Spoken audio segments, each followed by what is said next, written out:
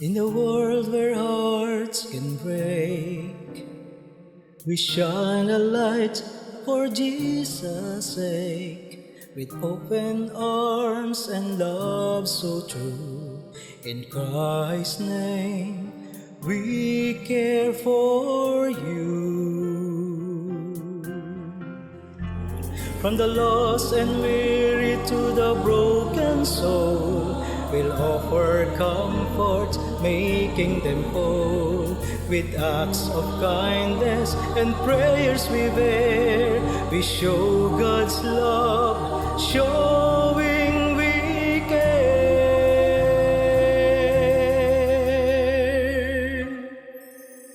We care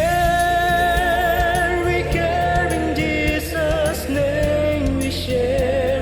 His love and grace beyond compare. Together we'll spread His light, you'll see. We care in Jesus' name we share. His love and grace beyond compare. Together we'll spread His light, you'll see. For in our hearts Christ's love sets us free. World evangelization, Christ agape, redeems everyone. From the lost and weary to the broken soul, we'll offer comfort, making them whole. With acts of kindness and prayers we bear, we show God's love, showing we care.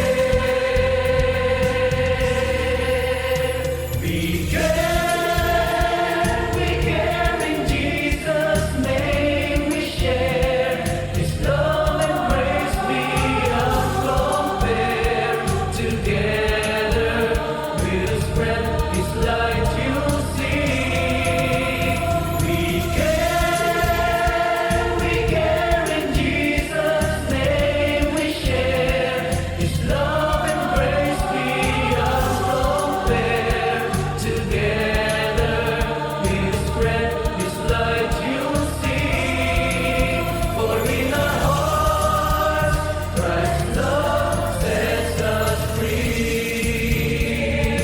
World evangelization, Christ agape,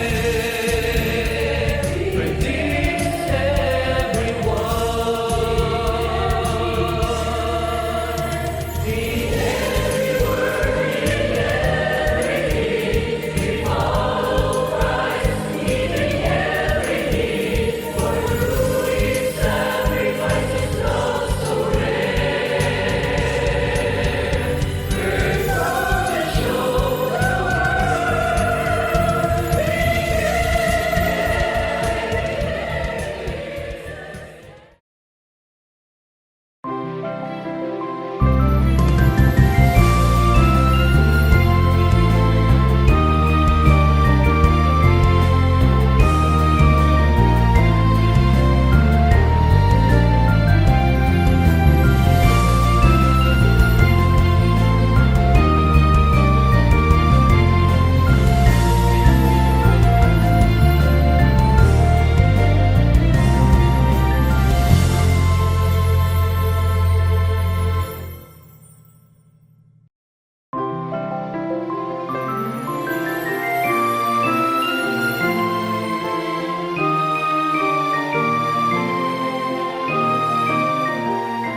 Magandang gabi po sa inyo.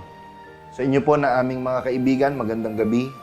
At kung patuloy man po nating nararamdaman at nararanasan na sa buhay natin ay parang may kulang at nais natin na ito po ay mapunan o masolusyonan, tandaan niyo po, laging nakahanda ang Diyos upang tayo ay tulungan. At sana po, kami na inyong mga lingkod dito po sa programang ito ay makatulong sa inyo at gamitin ng Diyos na kasangkapan.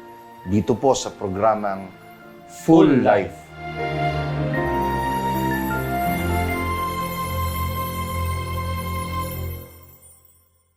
Good evening po sa mga sumusubaybay at umaasang mga karagdagang susubaybay pa sa programang Full Life. Kumusta po ang lahat ng galing sa kanilang work? Basta po. Dalangin po namin ang payapa ninyong pag-uwi sa inyong mga pamilya, sa inyong mga tahanan, at makasama ninyong makapaglaan ng kaunting oras sa panonood at pakikinig sa mahalagang programang ito.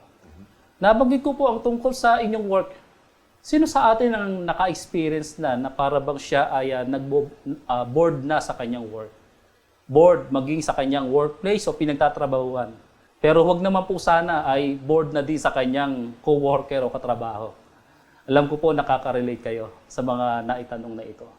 At may kinalaman po dito ang ating topic kung bakit nararanasan natin yan. Ito po ay dahil sa isang realidad na siyang sinasabi ng ating pong paksa, familiarity breeds contempt. Kapatid na Ryan, ano po bang ibig sabihin? Napakahalaga po nito, lalo na yung mga naitanong nyo sa ating mga Opo. kaibigan. Walang sino mang makakatanggi, no? Na talagang na-experience nating maboard. At lalo na yung binanggit nyong ito ay isang realidad. Kaibigan, medyo mabigat yung term. Ang pagiging pamilyar na, nagiging cause or dahilan para po malapastangan natin. Yung pong pwedeng ating katrabaho or relatives o kung sino man pumahal natin sa buhay. Mabigat, pero sabi nga, sa isang definition, the more you are exposed to someone or something, the more bored you become. And the less respect or appreciation you may have for that person or thing. Nabanggit po kanina, mga kaibigan, ito'y isang reality na alam ko po, hindi natin gustong maranasan. At hindi rin natin gustong iparanas sa kanino man o saan man. Kaya lang po, kailangan nating makapag-ingat dahil maaaring ang familiarity breeds contempt ay maiparanas or maipadama natin mismo sa ating pong Panginoon. Kaya po, itong sitwasyong ito ang lulunasan ng napakahalagang araling ito. Samahan niyo po kami sa babasahin ko pong mga verse para makarelate tayo sa mga pangyayaring nagawa ito noon ng ibang tao na maipadama sa Panginoon at dalangin natin lahat na wag nating magawa ito sa Panginoon. Pakinggan po ninyo mga kaibigan at babasahin ko. At umalis siya doon at napasa kanyang sariling lupain at nagsisunod sa kanya ang kanyang mga alagad. At nang dumating ang Sabat ay nagpasimulang magturo siya sa sinagoga. At marami sa nangakakarinig sa kanya ay nangagtaka na nangagsasabi, saan nagkaroon ng taong ito ng mga bagay na ito? At anong karunungang ito na sa kanya ibinigay? At anong kahulugan ng gayong mga makapangyarihang gawa na ginagawa ng kanyang mga kamay? Mga kaibigan, tuloy po natin. Hindi baga ito ang anluwagi, ang anak ni Maria? Pansinin niyo po yung transition.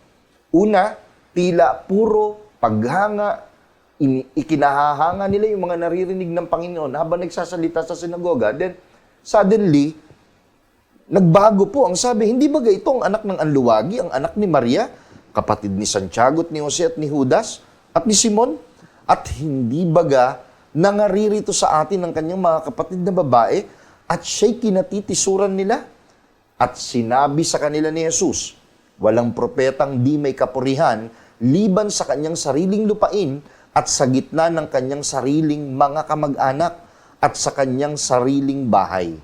At hindi siya nakagawa doon ng anumang makapangyarihang gawa liban sa ipinatong niya ang kanyang mga kamay sa ilang mga may sakit at pinagaling sila. Narito po, pakinggan natin si Brother Amadeo sa aral na matututunan po natin sa pangyayaring ito na mismong Panginoon ang nakaranas ng familiarity breeds contempt.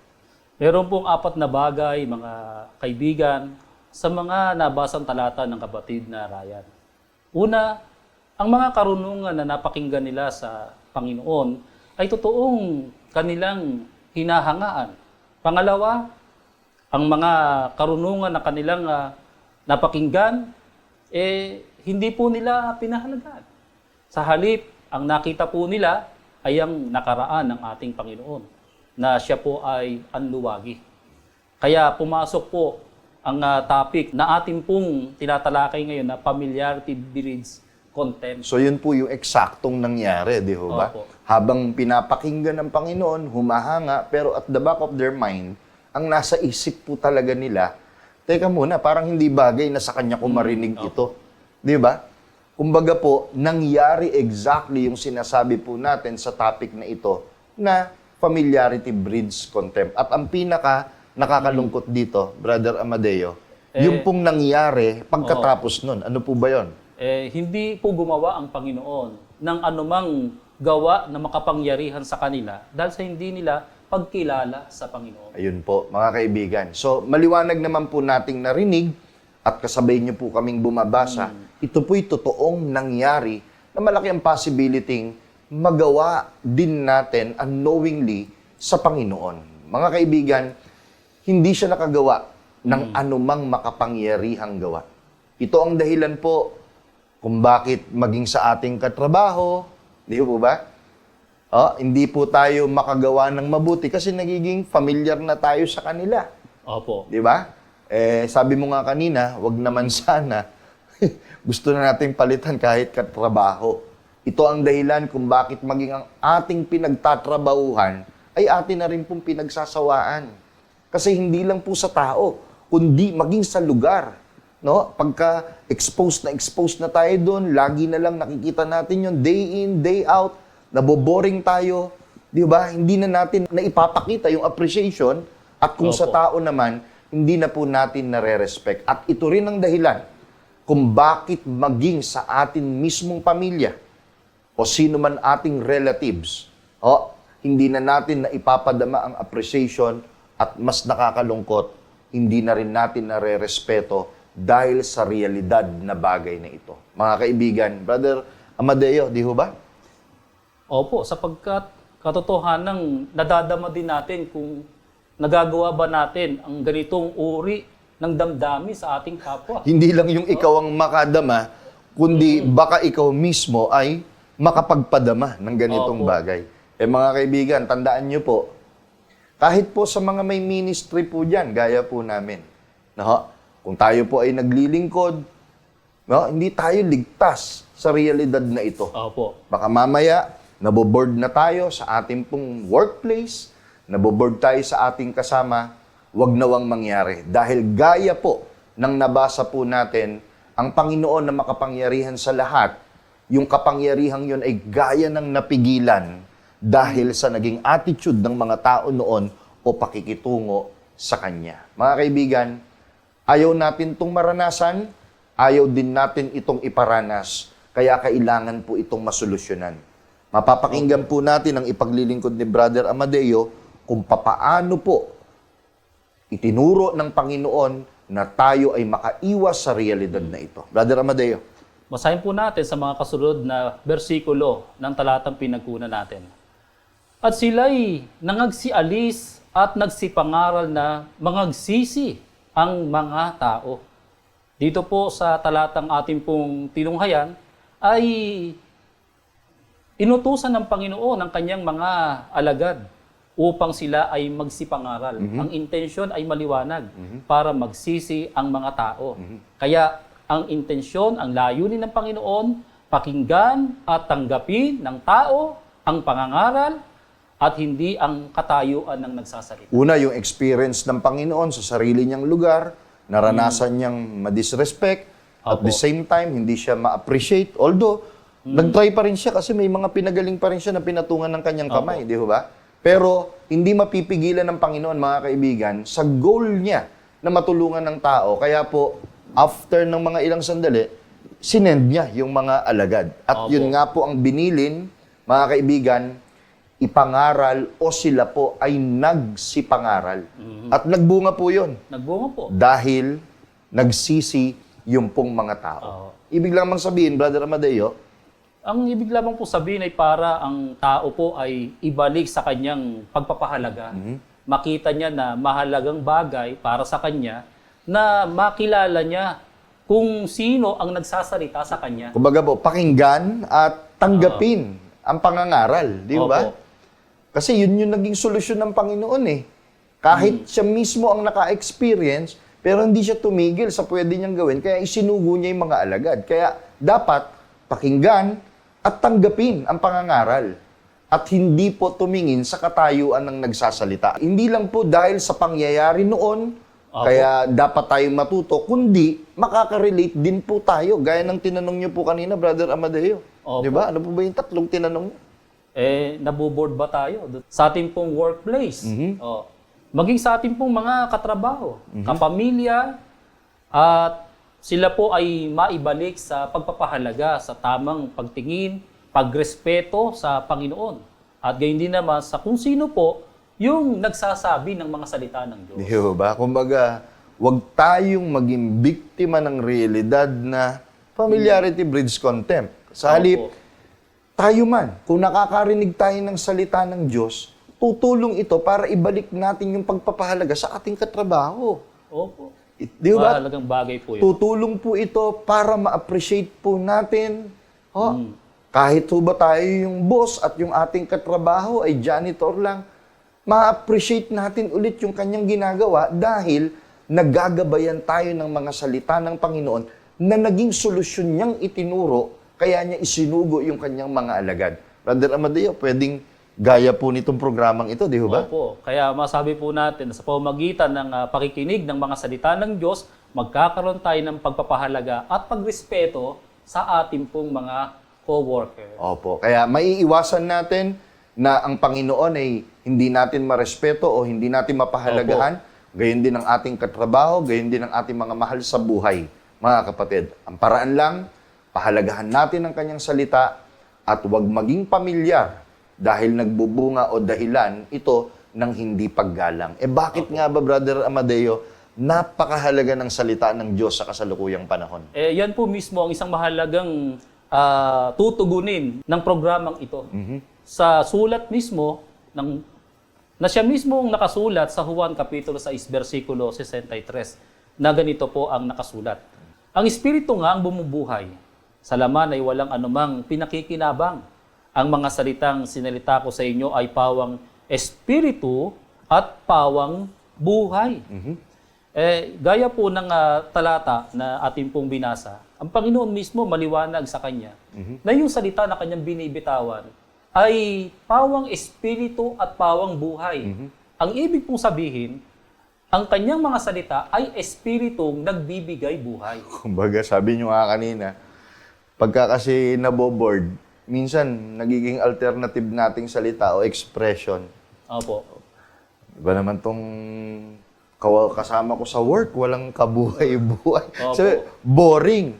Pero dahil sa solusyon ng Panginoon, ang salita niya mismo ay espiritong nagbibigay buhay. Opo. Mga kaibigan, malaki ang maitutulong po nito sa atin. Pwede ba tayo mag-share ng example? Baka meron po kayong personal experience, Brother Amadeo. Ang may share po natin dyan, yung pong nakasulat po sa Hebreo Kapitulo 13, versikulo 6, na ang nakasulat po doon, ano pat ating masasabi ng buong tapang, ang Panginoon ang aking katulong, hindi ako matatakot. Anong magagawa sa akin ng tao? Hindi ba lalakas ang loob mo? Di ba? Kumbaga, hindi lang naman ikaw, ako, tayong lahat. Sa araw-araw po na ating pagtatrabaho, marami tayong na-experience. Talagang hindi lang po yung naboboard tayo, napapagod tayo, may mga expectation tayo na hindi dumarating. Pero, kaibigan, sumampalataya tayo. Kung ang salita ng Diyos ay nagsasabi sa atin, ano pat aking masasabi ng buong tapang, ang Panginoon ay aking katulong, hindi ako matatakot. Ano magagawa ng tao sa akin? Hindi ba sapat ito para magpalakas ng ating kalooban at opo. muli tayong maging ganado sa ating pong mga ginagawa sa araw-araw po ng ating mga buhay? Kaya mga kaibigan, tandaan po natin, boardman po tayo sa ating pong mga nararanasan sa araw-araw, wag po ang piliin natin ay hindi makapagpakita ng respeto.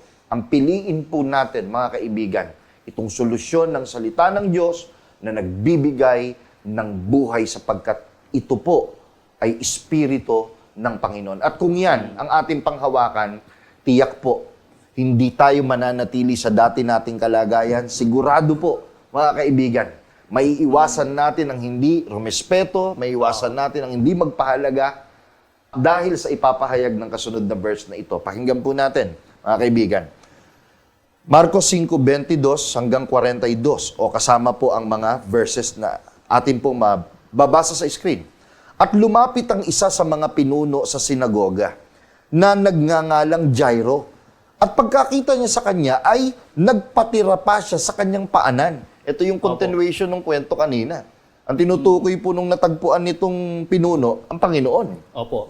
At ipinamamanhik na mainam sa kanya na sinasabi, ang aking munting anak na babae ay naghihingalo. Mga kaibigan, ipinamamanik ko sa iyo na ikaw ay pumaroon at ipatong mo ang iyong mga kamay sa kanya upang siya'y gumaling at mabuhay. Ano po nangyari? Tutuloy ko po.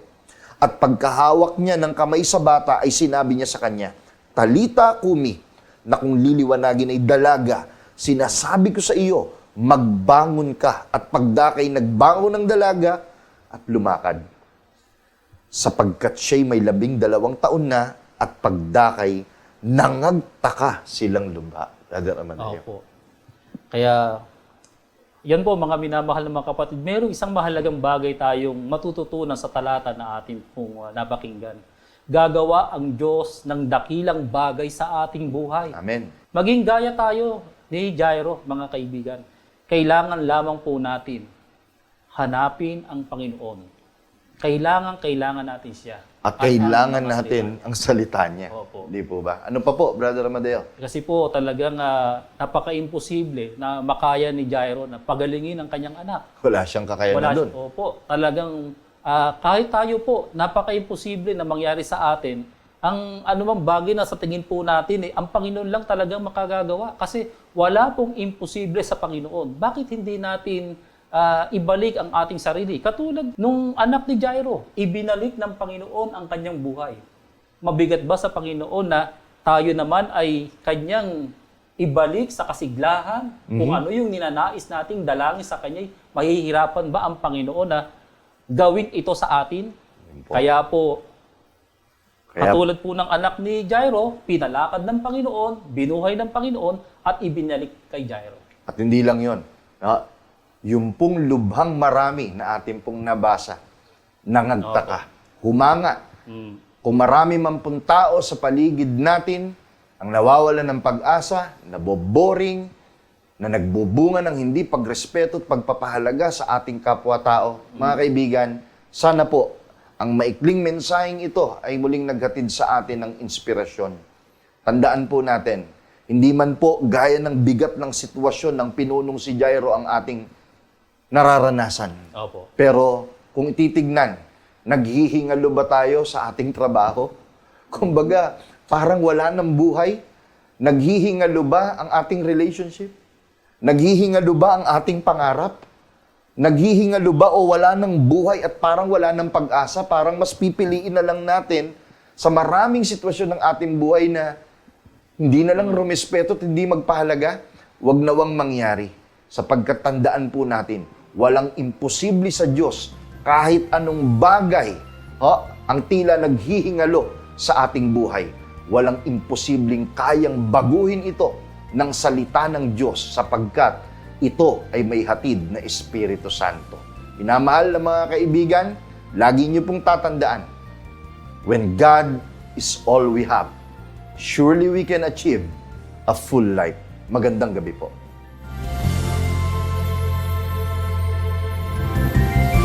Maraming salamat po sa inyong pagtangkilik sa palatuntunang ito ng Kabanal-Banalang Iglesia ng Diyos kay Kristo Jesus.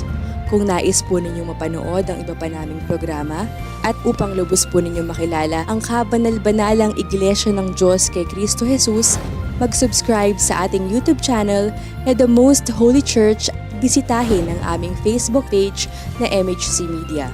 At bisitahin ang ating official website na www.mostholychurch.com. Maraming salamat po.